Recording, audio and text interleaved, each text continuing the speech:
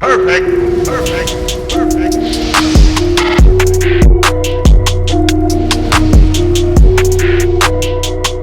What is going on, everybody? The Philadelphia 76ers drop one to the Brooklyn Nets by a final score of 122-109. The Sixers fall to 7-2 and now sit at 2-2 on the road. But I'm here to tell you, Philly Unite, listen to me real closely. The world is not burning down. The city is not falling as we speak. Everything is okay. Push the brake. It's okay. We dropped one. It was ugly. It was slow. It was lethargic. It was just vomit. It was just disgusting. But guess what?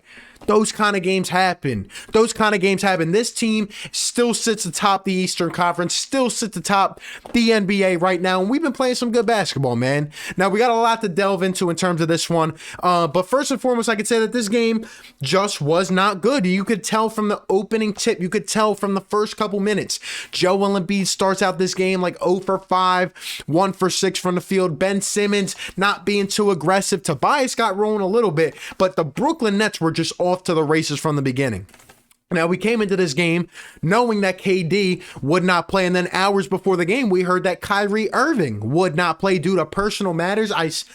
One person said that it was because he didn't feel like playing. Another person said it's because of everything that's happening in the world. So who knows? Who really knows? We'll probably find out.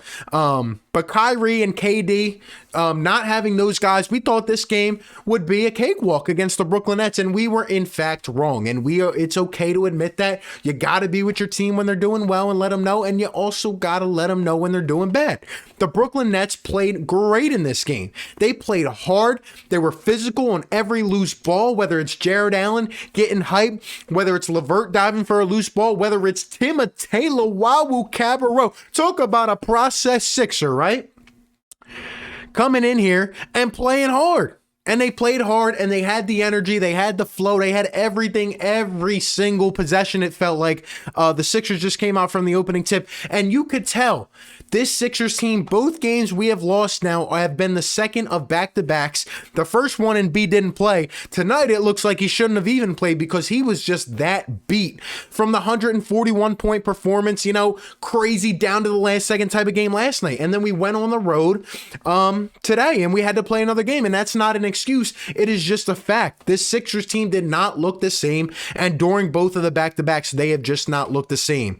But we just did not have it tonight, and those kind of nights happen. Now, if this was to continue for 3 to 4 to 5 games, if we played like this, then yeah, we got something to talk about. The media, the national media, my gosh, the haters, everybody's going to come swarming in. All I got to say, Philly Unite, is don't listen to them, man. We still sit atop. We're playing good basketball, and games like this happen. This is a throwaway game for me.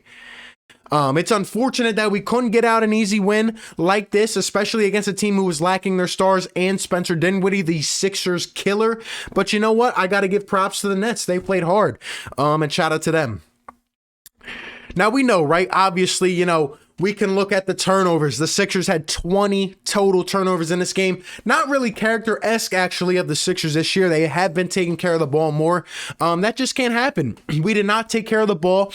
It seemed like at times in this game, we cut down the lead to 13. I mean, the Nets went on an 18-point lead early on in this game. We cut it down multiple times, got it to within 8, but every time the Nets kind of just got a certain play, or the Sixers made a certain turnover when it looked like we were ready to take chance and capitalize on an opportunity to really get back in this game.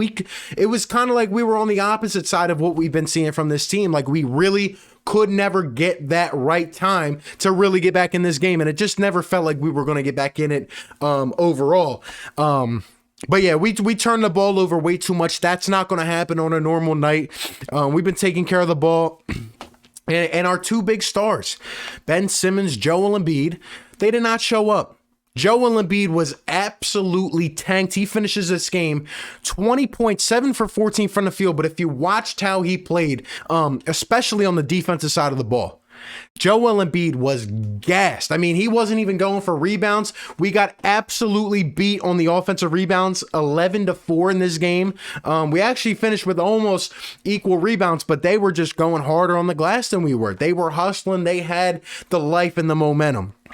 Joel Embiid, 20 points and 12 rebounds, but overall, just not the performance. If he can play as bad as I saw tonight and still have 20 and 12, that shows how, how much power he holds as a player on this team. Joel did not show up in 30 minutes. Ben Simmons, 32 minutes. Only had 11 points, 4 rebounds, and 2 assists and 2 steals. Now, I will say, Ben Simmons was trying. He was trying to facilitate. And excuse me if my voice is messed up a little bit because, by the way, we do every single game live, play-by-play, and commentary. So be sure to check that out. A lot of energy up in the chat, man. But yeah, Ben Simmons, 4 for 13 from the field. He just didn't have it. He just didn't have it either. He was finishing soft at the rim. Now, he was trying to facilitate these guys, but before the game, we heard Seth Curry, ankle soreness, was sitting out of this one, and I'm not mad at that. I'm glad that Curry gets some time to rest up now. We got another big game Saturday against Denver, so I'm not mad at that. But Danny Green really couldn't hit much. I know he hit 3 for 5 from behind the arc, but he wasn't finding his space on the floor, especially with Curry out. I was looking for Danny Green to step up, but he really could not find those shots. Shake Milton had a great game, 24 points, 8 for 13, but only hit 1 3. And Shake was really mad. He was operating on the ball. The problem was that with Ben Simmons, he usually has 2 guys to kick it to. Joel Embiid, they weren't throwing a crazy amount of double teams at him this game, but usually when they do, he can kick it out to Seth. He looks for Seth, first option, and today he just did not have that. And Danny Green really is still kind of slow, so it's hard for him to create space from his opposing defender. But Ben Simmons did not have it. Again, he was finishing slow. He was making bad turnovers. Tobias was also making some turnovers. But Joe and Ben got to play better, and they know that. Doc's going to let them boys know they just can't come out and play the way they did tonight. And maybe they were just tanked from the big game last night. Who knows? But as the stars on this team, they got to play better. And we know that. Ben was a hawk on the defensive side of the ball, made some plays early, made a couple nice steals, but overall just couldn't keep it up. And he got benched eventually along with Embiid. And, but, when the third unit came in, guys like Dakota Matthias, Tease getting some crazy run, 17 minutes in this game, Isaiah Joe, Poirier even made a sighting in this game. They were the ones that actually brought us back in this. But, it is what it is. Tobias Harris finishes this game 17 points, 7 for 16 from the field. Started out slow, but started to heat up. But Tobias missed a couple open threes he would love back. He missed a couple of mid-range shots off the front rim that looked short. We just looked like we had fatigue. And you guys know we're 5-0 in the AI jersey. We wore the Toby jersey the first time. He didn't disappoint. 17's not bad. Around that range, I'd like him at 20 plus.